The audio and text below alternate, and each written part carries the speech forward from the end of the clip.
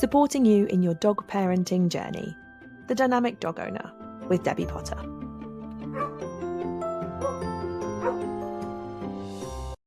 Hello and welcome to this week's episode of The Dynamic Dog Owner, the podcast designed to support you, the dog parent, in your dog parenting journey. So today we're going to talk about technology. Now, I don't know about you, but I'm a bit of a technophobe. If something breaks, I don't know how to use it. No, you don't. I'm like, you set up that. I'm not a technology person. I just don't like it. I'm not, I don't know. Yeah, I don't know. I'm like not, I've never been a technology person. You know, lots of people have gadgets. I don't have gadgets. John has gadgets. Yeah, I'm not a gadget person, so I don't have many gadgets. But we're talking about technology relating to dogs. Okay. Obviously, it'd be random just to talk about what technology we have in our house. So there is, obviously, as the world becomes more technical, there are so many more technical items that you can get for your dog. And we're going to talk about what they are, Okay. what their benefits are, whether you've used them or not. Okay. And obviously, if we've missed anything off the list and you Tell know of us. something else, let us know. So I think the most common, the most obvious is a tracker. Yep. And they never used to be a thing, did they? No. But in the last, 5 years, they have gone crazy. I'd say maybe a little bit longer. You reckon? Yeah. Well, maybe it is 5 years. I don't know, it just feels like it's a very recent thing that Maybe I'm just getting old and time whizzes by quicker. Maybe it is. Maybe it is about 5 years or so. Maybe it's more, we'll have to look. But I don't know, they have risen in popularity hugely over the last few years. Hugely.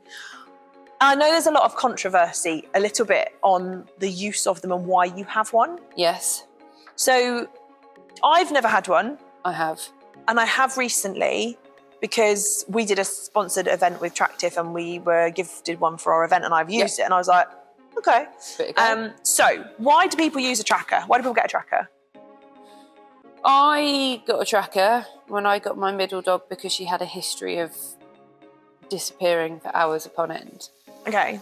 So for me, it was peace of mind. Now, what I should add with that is, and this is for me one of the maybe the cons of a tracker, I think, is people's perception of what it's useful for. So yes, I got it for that reason, but I didn't get it for that reason to then go, well, sod it, I'll just let her off lead, see what happens, because I know I can always see where she is. And I think that's the common thing that people That's think, the because I've got one, I can bugbear just for let me. them off and they'll find them later. For me, it was that safety of if she happened to get off lead for whatever reason, something broke, we accidentally, it was there as a safety precaution, as opposed to it being an excuse, if you like, for not working on her recall.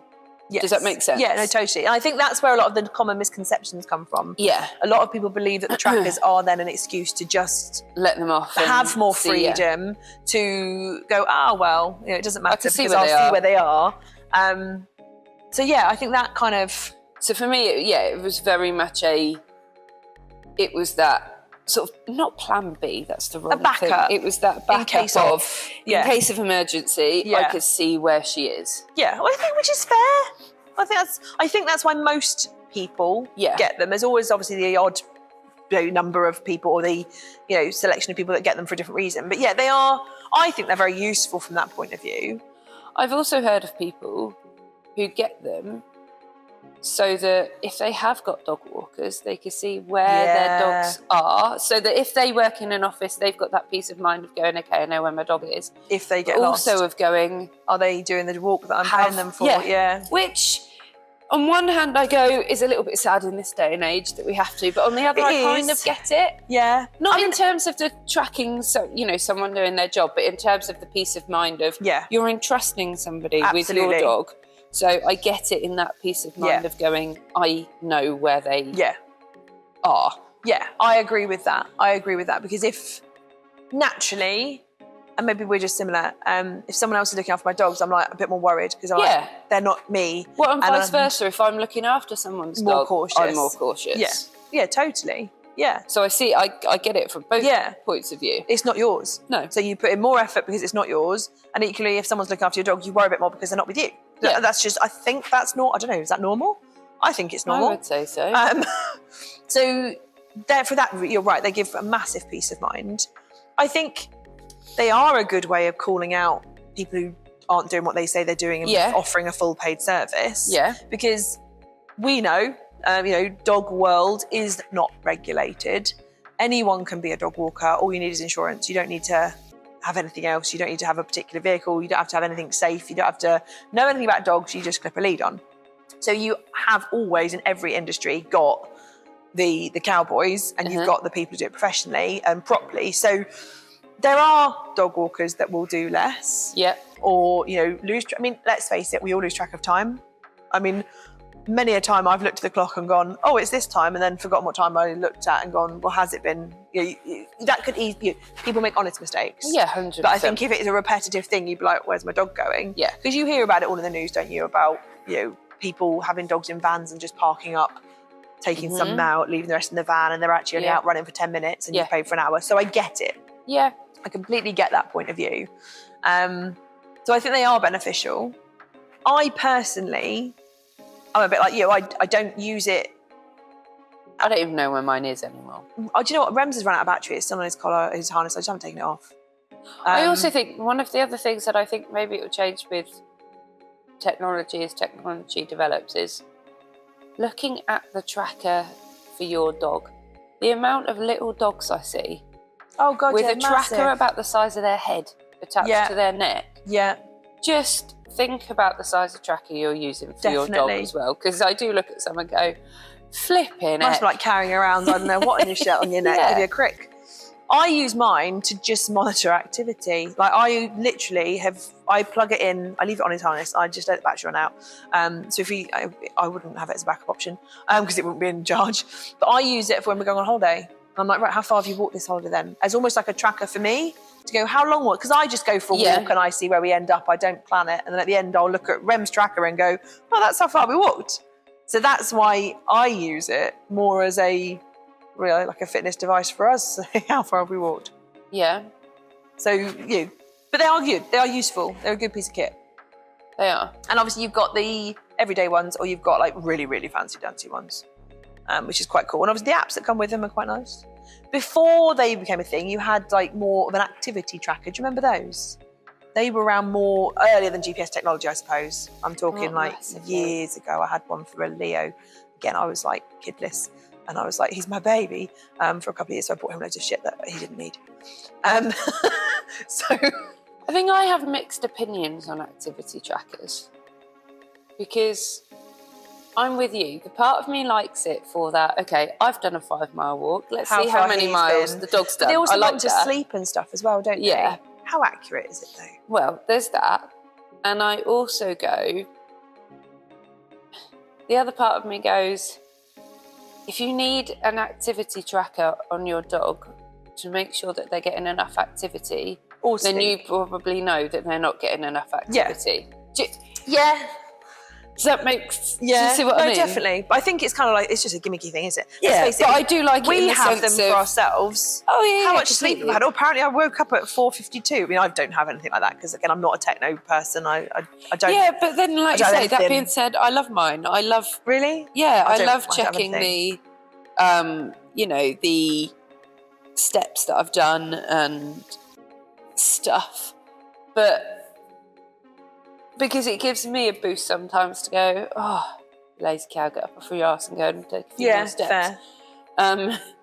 But, so yeah, as I say, I'm kind of torn on activity trackers. I like them in the sense of going, how many more steps than me has my dog done on this 5-mile walk we've done? But I think if you're relying on it to go, have I done enough for my dog today, then you probably know the answer. Yeah. But say for you, it's curiosity. Yeah, for me it is completely. And I think those have kind of been phased out because the GPS trackers do them and the GPS factor. So they're not really a thing much anymore. They've been, put on the shelf now. So what other technology things? I mean, I don't know about you. Have you ever had this? I got a GoPro. I did years ago. And I got a dog attachment. I've never used it. Well, I did. It was like just before. I mean, I bought it because I was doing a charity ab sale and I wanted the GoPro footage, and it literally showed my face and sky behind. It was a bit shit.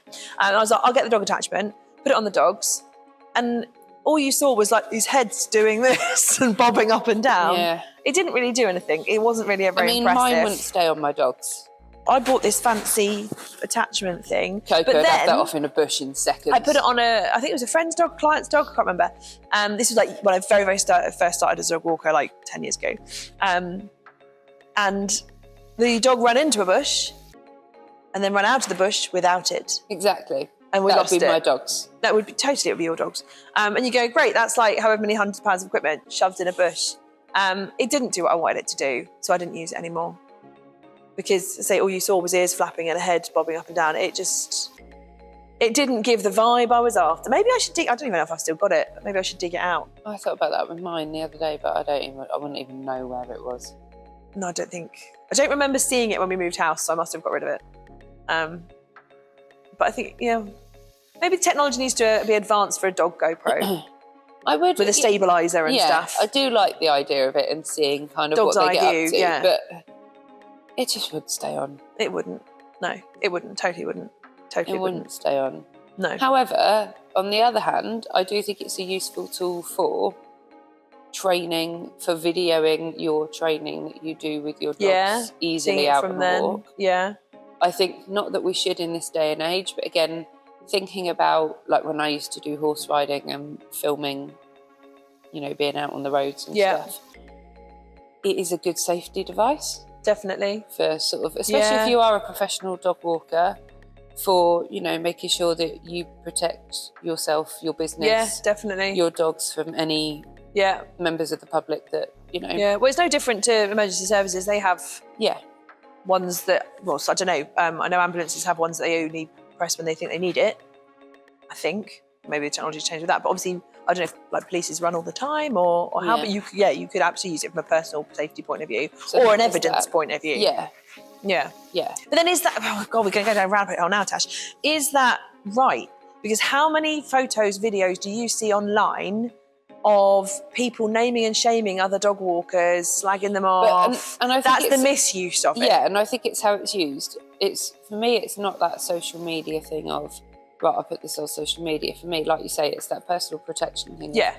Almost like CCTV. You have it, you store it, and if something was to be said against you or you needed to escalate something with a council, police, whatever, for something that's happened, then you've got the evidence. But I cannot stand these dog professionals that take videos of people and think it's okay. And then share them and blast them. Share them on their social media pages and blast the public. I think it's absolutely disgusting. I do too. But that's a different. And that's where every piece of technology can be used correctly or used in the right way. 100%. And I completely agree. There's nothing worse than people taking photos or videos of other people and then calling them out online. It's like, I think it's awful. It's just not right. I think it's not awful. right. It's an invasion of privacy. It's your point of view, not theirs. They haven't got an opportunity to stand up for themselves. No, I think it's awful. Yeah, I agree. Completely not right. But on the topic of cameras videoing, cameras in the house. Oh, my house is like Fort Knox. You can't go anywhere without being filmed in my house. I'm not a technical person. I say that. Most of the cameras are dead. Oh. So the batteries, a bit like your tracker. So the batteries aren't actually charged in a minute. Again, I'm not techno. I don't have cameras. Again, pros and cons. I love my cameras. Yeah, and this is the thing. I did have a portable webcam for when I was working through separation with Rem. And it was a godsend. But I used it, because my view has always been, if I check on my cameras and I go, I wonder if the dogs are okay. I'm in John O'Groats. I wonder if the dogs, I'm not going to be that far away, but I look at the cameras and go, oh shit, the dogs are really distressed. What can I do about it? Because I'm miles away, so I'm stuck doing something. My mother-in-law and go, help, the puppy's just eaten all of my thyroxine tablets. Can you go around there and make sure he's all right, please? Fair. But yeah, no, that's, that is the pro and the con. For me, like I say, I do have them everywhere. And ours did start with Rufus with his separation anxiety. That's why we first got one. And I do like it because I do get to see. And for me, especially with like Barney at the minute, it's really nice to see his progress that he's making with being left. Yeah. So Monday, we had a friend's couple of dogs over. So I left 5 dogs in the house. And ironically, when I looked on the camera, the only dog that was curled up, settled to sleep was Barney. So I said to John, actually, we need more dogs to help him settle. I don't think that's an excuse to get more dogs. But for me, it's that really nice, Yeah. I can see the progress that he's Definitely. making. Yes, obviously, then you've got the other side of it where I go, okay, he's not settled today. What can I do? think sometimes it's that if I know there's nothing I can do, I don't check it. Which takes a lot of self-control. It does, and it's taken a long time. So like now, I know that his worst time is probably a Saturday morning when I leave at 7 to come here for work, and my mother-in-law generally isn't there till maybe 8:30, 9 o'clock at the latest. Yeah. I know there is nothing I can do in those 2 hours because I've got classes and I've got clients. Therefore, suck it up, you've got to get on with it, mate. I can't. Yeah. I can't check it. Yeah. Whereas if I'm at my mum's, who also lives in the village, and I go, okay, they're distressed, I know that I could be home in 10 minutes or jump in the car and go and sort them out, or pick them up and take them down to hers, or something. So I love my cameras. They also help me identify the dogs that have pulled all of the food off the side and eaten it, so I know which dog it was. But I love my cameras. See, I loved it when I was working with separation with Rem because I used it as a training tool where I would pop it on, I would go and sit in the car, watch how he was getting on and get back to him before he was distressed. Yeah. So I used it religiously for his training. And then when he was like, do you know what, I can do this, I was like, I don't need it anymore. And then I just, again, I don't know what happened to it. Obviously got rid of it at some point. But I used it for that and then I just stopped using it. So I was like, he doesn't need it anymore. Yeah. And weirdly, I didn't use one with Dave when he was a puppy and I didn't use one with Fred. But obviously Rem was a special case for that. But yeah, I think they have their their positives, they have their negatives. And it comes down to the person as well, whether you like, technology and like knowing stuff. And equally, again, for some people, if it causes anxiety, we wouldn't have it. Yeah. And again, for me, it's that thing of if I'm away, I spy on the dogs and make sure they're okay. Fair. If it works. I love it. So another tech I used when Rem was suffering with separation anxiety and learning to be on his own was an automatic treat dispenser. Never used one. I don't use it anymore. I haven't used it for years. And I think, because you can get, again, I had a basic one. You can get really fancy ones, can't you? Like someone was telling me that they have one, I actually pressed the button because it was fun, that they have one where if you press the button, it's like got a camera linked to it. And if you press the button, it throws them a treat.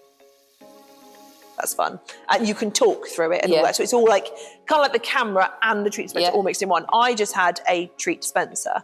So you fill it with treats, it has a remote control, you have to be in proximity and you can press the button and it dispenses a treat.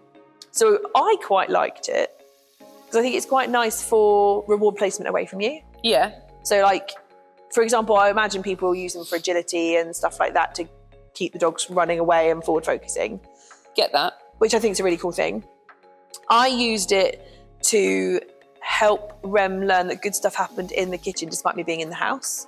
So I'd leave the machine in the kitchen and I'd put the webcam up so I could see what he was doing. And he learned to be in the kitchen. And this is before I just gave up and went, mate, don't go in the kitchen. But I had, as part of the plan, you need to learn to just relax in the kitchen long term so that I can... Well, it was basically just being apart from me. We were working. It didn't actually specifically need to be in the kitchen, but being away from me and not being able to get to me. And I would sit and work with the camera, seeing what he was doing with the remote control of the button. And then every now and again, when he wasn't looking at the gate, I would obviously reward him. But then Rem being Rem in his intensity, then just stared at the machine for hours going, when's it going to give me treats? So his focus on where's mum turned into hyper-focus on the machine.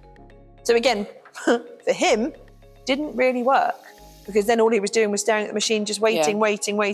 And yes, he was comfortable being apart from me, but only because it was like, a new mum, basically, giving him treats. So I didn't use it for a long period of time, but the period of time I did use it, I actually found it helpful before he got his fixation on it and worked out. It'd be interesting to see, actually, if I got it out now, what would happen? What he'd do. Would he remember? Knowing him, he would. I know with mine, Murph would be petrified of it. Because it makes a sound. Absolutely petrified of it. Coco, I think she'd quite like it. Yeah. Barney, I don't know. I don't know if he'd be scared of it or just not fussed Fair. by it. Because again, it kind of comes on to my next point of, I think the timing of when you use it becomes really important. Absolutely. And they can malfunction. Because what Ash used to do is you put like loads of, like, you had to use like dry biscuity kibble stuff. So we had nice high value biscuit kibble in there. But a couple of times 2 treats would kind of get stuck in and then it wouldn't release the treat. So it's like the beep then suddenly doesn't mean treats. Yeah. So they do, obviously with any technology, they do malfunction. Yeah. And I think if you get the timing wrong, or like I know with Barney, if he's asleep, I don't want to disturb that. Yeah. If he's pacing around, starting to get himself worked up, and for him, his worked up isn't separation anxiety, his worked up is FOMO. His is, you've gone out, you've left me, how dare you, I want to come out and do something. Because, similar to Fred, you know what the different parts and things mean. They all mean something different, definitely. Every now and then there's a distressed one, and I know the difference. But my point being that in that moment, his emotions are probably too high to want that treat. So I've missed the timing of it. Exactly. Therefore, it becomes pointless. Invaluable, or it becomes the negative thing that I don't want it or to you become. could accidentally reward his anxiety. I think timing's really, I think it's great if, like with Rem, if you're using it as I'm going to sort of use it live for 5-10 minutes to train something. I'm going to watch it constantly. Cool. Which is what I did. Yeah. Back in the day, I don't know how I had so much time to work on that, all his anxieties with him. Yeah, that feels a lifetime ago. But yeah, I think from a training activity point of view, really can be quite useful. Yeah. If they're not linked to emotions, and if it's just teaching them to go away, settle on a bed in the other corner of the or room. hit a target to get it or whatever, I think it can be quite fun. Oh yeah, 100%. Yeah. What other technology is there? What else do you use? What do I use with my dogs? I don't know if you can call it technology. Go on. But a flashing like LED light up collar. Yeah, that's the only thing I was thinking of. I think that's the only tech I actually use. Mine and even then I forget an to put them on. individual colour. Mine have all got different colour. Then I know which dog is which bouncing around. Yeah.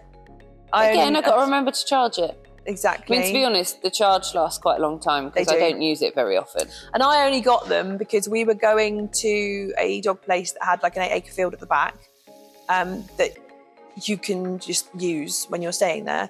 And I think we were going in the winter, so it was dark at 4. So I was like, well, how am I going to spot them in this massive field? So that's why I bought them. Yeah.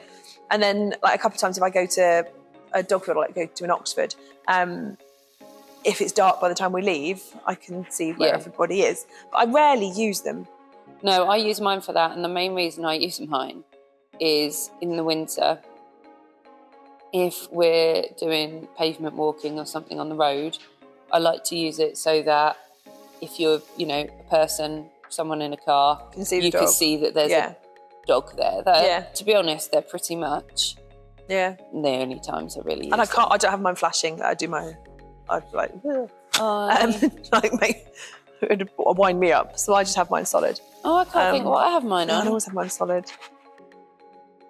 But even then, even if they've got one on, I think they can I have still mine lose it. solid. Like sometimes with Fred, because he's floofy, I'm like, where is he? Has he still got it on? And he has. It's just covered in his floof. Yeah. So, but that's probably the only thing I actually use. I mean, what else?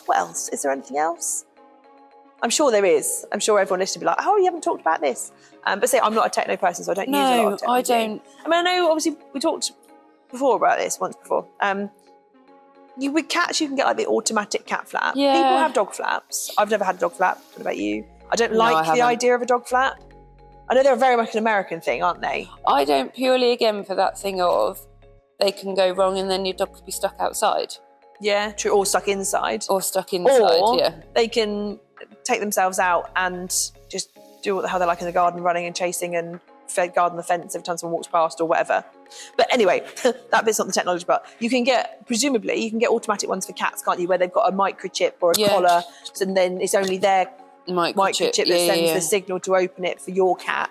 Can you get that on the dog flaps? I don't know. I would imagine so. Especially if you've got a small enough dog that fits through a cat flap, you can. But true. I would imagine so. But again, is it really needed? I don't know. Again, I would kind of argue if you need that for your dog, how long are you leaving it for? Very true. Yeah, very true. Don't get me wrong. There have been times where I've planned to go out for 3 hours and it's turned into 5 because of traffic, something unexpected delays, or something. And these Let's things face it, happen. it happens. But it's few and far between, and I don't think it warrants it. No, agreed. You know, and if you think about some people who say, oh yeah, but in the summer it's cooler in my house. Yeah, very than it true. is for outside for them. Majority if it's really hot weather, it is, yeah. I don't think they're needed, personally. I don't. And that begs the question, is any of it needed? Do we need technology? Is there anything that we'd love to have that we don't have technology-wise? You could argue none of it's needed, but wanted. But is there something, what design... God, Tash, we can make our millions. What does technology design is there that really dog owners would really benefit from? I mean, anything would be to read a dog's mind. That'd be fun. Yeah. And for them to be able to communicate. But which I'm sure someone could develop, some very clever person could develop some device that attaches onto a brain, like the dog's brain, and like interprets it. We'd be out of a job though. No, we wouldn't. Because we'd know what the dog was thinking, we just don't know how to fix it. Because we can't talk back. Well, maybe you could. Maybe that would be good technology. To be able to talk back to them. I can't say that there's any technology that I wish I had for my dogs. Me neither. I mean, you could talk about like automatic feeders, but that's just it's a bit lazy. And equally, that's like a fun time to have with your dog, like sharing there's nothing. Time. Did you see, I don't know if it was fake or if it was AI, but I'm sure I saw something about robots being taught to walk dogs. Probably. And then the dog saw a cat and pulled the robot over and the robot broke. How does the robot pick up its poo as well? That's a very good question. But again, as with anything, takes away the connection, doesn't it? I mean, I don't know about you. We're going off on tangent.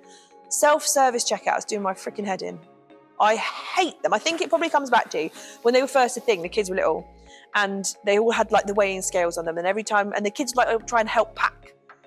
And then they'd lift something up and it'd be like, you have not placed the item in the bagging thing. And you're like, no, just don't touch them. You're trying to manage kids, manage a stupid thing that keeps beeping at you. I hate them. If I can, I'll always go to a person because I much prefer talking to a person than beeping myself. And I think I come to a supermarket to be served. And it's the same, gone off rant. Same in restaurants. I hate, ordering on the app sat in a restaurant. I'm like, I'd like to be served, please. I'd like to talk to you. No, I get that. I had a real rant. Leaf will tell you, she was here last week. I had a real rant over email to somebody because I was trying to book a table with a specific voucher John had bought us. And it was like, email this thing or ring us, and ringing it, you just get this AI thing answer. And trying to get through to a person was horrendous. Oh, it's annoying. So, yeah, I get in some places it just doesn't work. No. Can't remember what the point of that was and where we started that. Any technology for our dogs. There really isn't any that I would want. No, and the technology replaces...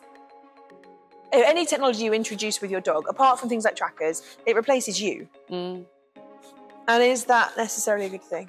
I personally don't think it is. No. I think some of it for safety, but I think if they ever developed a robot that effectively can look after a dog instead of a human, what's the point of having a dog? Yeah. So there you go. That's our take on technology. Coming from a technophobe and a mild... Like, you have a bit more tech than me, but you're not a full-on tech geek. No. So if there is anything else out there, technology-wise, that we don't know about, that's out there, let us know. Love to know. Is it useful? Is it useful? Yeah, that's the main thing. And yeah, if you've ever considered using any of these items or have used them and have a different experience to us, let us know, because it's always good to hear different points of view. It is. And they all have benefits. They can all be used in a positive way, but as with anything, it can always be used negatively and have a negative effect too. So that's it from us this week. Hope you've enjoyed talking tech. Tech with Tash. There we go. That's today's episode. There we go, tech with Tash. Love it. Have a wonderful week, and we'll catch up with you really soon. If you love listening to the podcast, why not check out the Pawcademy for practical dog training advice and how-to videos. The hub is broken down into sections, and hundreds of pre-recorded videos are there for you to start watching whenever you choose. You can watch them back as many times as you like. You also get to talk to other community members and discuss your training and benefit from live Q&As with myself where you can get your questions answered. Why not make use of our 3-day free trial where you can access all of the content on the Hub absolutely free for 3 days. The link is in the description below, so do check that out. And I can't wait to see you in the Hub. Thank you for listening to The Dynamic Dog Owner with me, Debbie Potter. See you next time.